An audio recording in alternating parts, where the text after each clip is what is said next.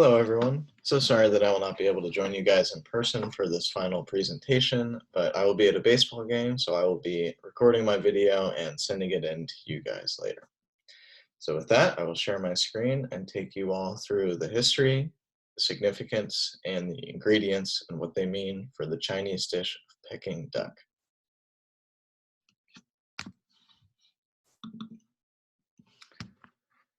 All right.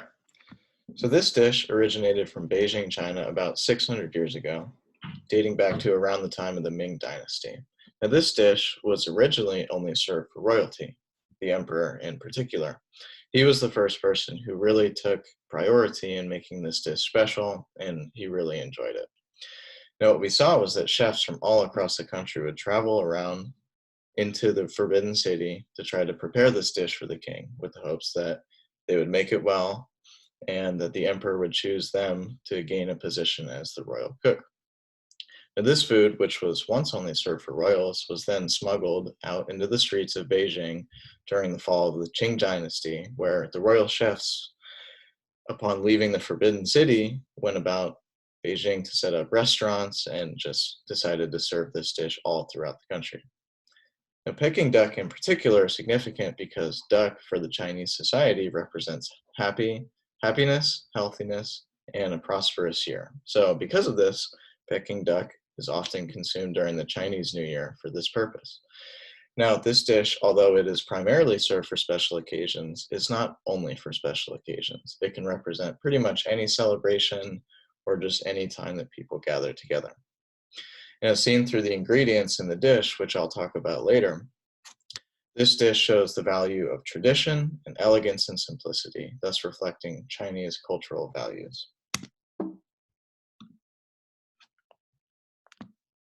Now, the ingredients in particular, this dish is made of thin slices of tender roasted duck with a crispy skin wrapped around in a thin pancake. Now, these ducks in particular are raised in a very rigid cycle, following strict discipline and a strict eating cycle and just overall process of being raised so that the consistency and the quality of the meat remains constant. Now, this dish is typically served with spring onions, cucumbers, and hoisin sauce or sweet bean sauce, all of which are very commonly seen in pretty much any Chinese dish. So the actual preparation of this duck is quite fascinating. So basically, the chefs pump air into the duck, which separates the skin from the fat, and they cover the skin in a maltose syrup, and it's hung up to dry so that it really solidifies into the skin before being roasted in the oven. So the duck ends up coming out very crispy on the outside, but very succulent on the inside. So you get a little bit of the both. You get a little bit of both of the worlds. Now, this duck, no matter how big it is always sliced into about 120 thin pieces. And it's cooked to have a very sweet and savory taste. So the overall use of these flavorings and side ingredients is to enhance the taste of the principal ingredients of the dish, which is very commonly seen throughout Chinese culture and Chinese food in general, where a lot of the dishes don't have much else besides the main ingredient. You might have a couple side dishes or garnishes, but those really only serve to bring out the principal flavor of the dish.